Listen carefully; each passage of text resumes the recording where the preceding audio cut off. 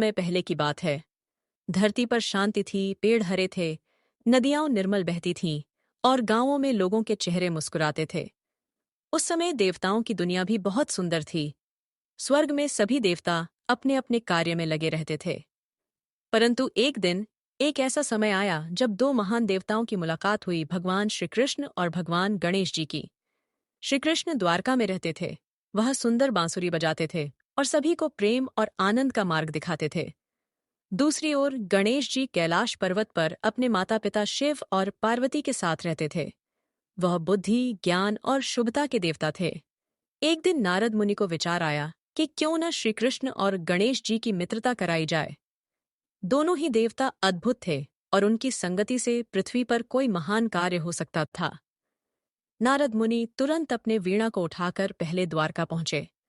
श्री कृष्ण मुस्कुराते हुए बोले, आओ नारद मुनि, क्या समाचार लाए हो? नारद बोले, हे वासुदेव, मैं चाहता हूं कि आप और गणेश जी मित्र बन जाएं। आप दोनों की मित्रता से पूरे लोक को बहुत लाभ होगा।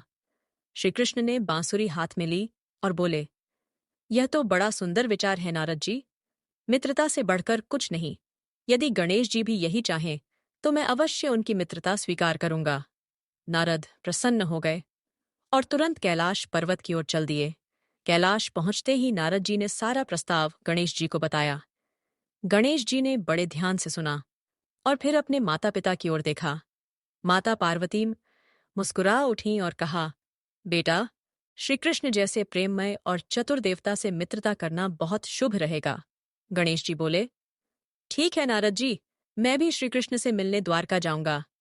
अगले ही दिन गणेश जी अपने वाहन मूषक पर सवार होकर द्वारका पहुंचे। द्वारका नगरी को उन्होंने पहली बार देखा। वह शहर सोने जैसा चमक रहा था। समुद्र के किनारे स्थित वह नगरी बहुत सुंदर थी। लोग प्रेम से रहते थे और श्रीकृष्ण की पूजा हर घर में होती थी। श्रीकृष्ण ने गणेश जी का स्वागत फूलों और संगीत से किया। वहां रुक्मिणी, सत्यभामा और अन्य रानियां भी थीं।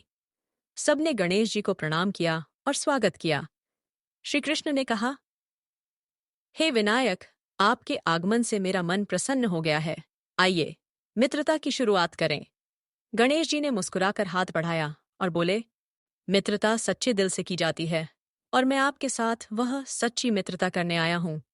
इस तरह दोनों देवताओं की मित्रता का आरंभ हुआ। अब हर ओर चर्चा का विषय बन गई थी। स्वर्ग में देवता प्रसन्न थे। धरती पर ऋषि मुनि इस अद्भुत संगम की सराहना कर रहे थे और लोकों में सुख शांति फैलने लगी थी। द्वारका में श्रीकृष्ण ने गणेश जी को अपने महल में ठहराया। उन्होंने एक सुंदर कमल जैसा कक्ष सजवाया, जहां हवा में बांसुरी की मधुर धुन और पुष्पों की सुगंध फैली रहती थी। गणेश जी ने द्वारका का सौंदर्य देखा और अपने मन में कहा, यह तो सच्चे प्रेम का स्थान है। रात को भोजन के समय श्री कृष्ण स्वयं गणेश जी के लिए खीर, लड्डू, मोदक और फल लाए। गणेश जी को सबसे अधिक आनंद मोदक में आया और वह मुस्कुराकर बोले, तुम्हारी द्वारका केवल सुंदर नहीं, स्वादिष्ट भी है। श्री कृष्ण हंसकर बोले, मित्रता में प्रेम सबसे स्वादिष्ट होता है। कुछ दिन बाद श्री कृष्ण और गणेश जी ने विचार किया कि क्यों न मिलकर कोई शुभ कार्य किया जाए जो तीनों लोगों को लाभ दे। दोनों देवताओं ने सोचा और निश्चय किया कि वे धरती पर जाकर बच्चों को प्रेम, ज्ञान और सच्चाई की शिक्षा देंगे। एक दिन दोनों भेष बदलकर साधारण मनुष्य के रूप में पृथ्वी पर पहुंचे। श्री कृष्ण ने साधारण धोती पहनी और बांसुरी को छुपा लिया, जबकि गणेश जी ने अपनी सूंड को एक वस्त्र से ढक लिया और सिर पर एक सामान्य पगड़ी बांध ली। वे एक छोटे गांव में पहुंचे। गांव में लोग दुखी थे। खेतों में पानी नहीं था, बच्चों को पढ़ाने वाला कोई नहीं था और लोग आपस में झगड़ते रहते थे। श्री कृष्ण ने गांव के बच्चों को इकट्ठा किया और पेड़ की छाया में बैठकर उन्हें कहानियां सुनाने लगे। रामायण की, ओरिनी, जी महाभारत की और उन बातों की जिनसे जीवन में सच्चाई और करुणा आती है। वहीं गणेश जी ने बच्चों को अक्षर ज्ञान देना शुरू किया। उन्होंने मिट्टी की पट्टियां बनाई और उन्हें लिखना, आइए स्टेंगिए, ना पढ़ना, न सिखाया।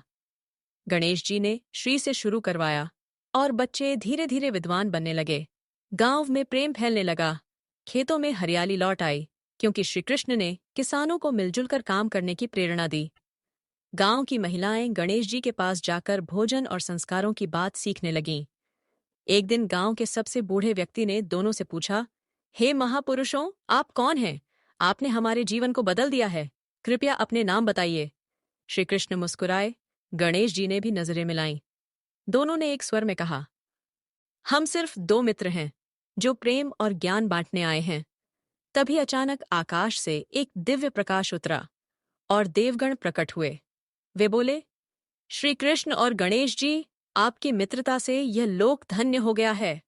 गांव के लोगों ने देखा कि साधारण दिखने वाले ये दोनों व्यक्ति वास्तव में देवता हैं। वे सब रोने लगे। कृपया हमें छोड़कर मत जाइए। श्री कृष्ण ने उनका हाथ थामा और कहा, हम हमेशा रहेंगे तुम्हारे मन में, तुम्हारे कार्यों में और तुम्हारे संस्कारों में। गणेश जी ने गांव के मंदिर में अपनी एक छोटी प्रतिमा स्थापित की और कहा, जब भी तुम मोदक चढ़ाओगे मैं समझ जाऊंगा कि तुमने ज्ञान और प्रेम का आदर किया है।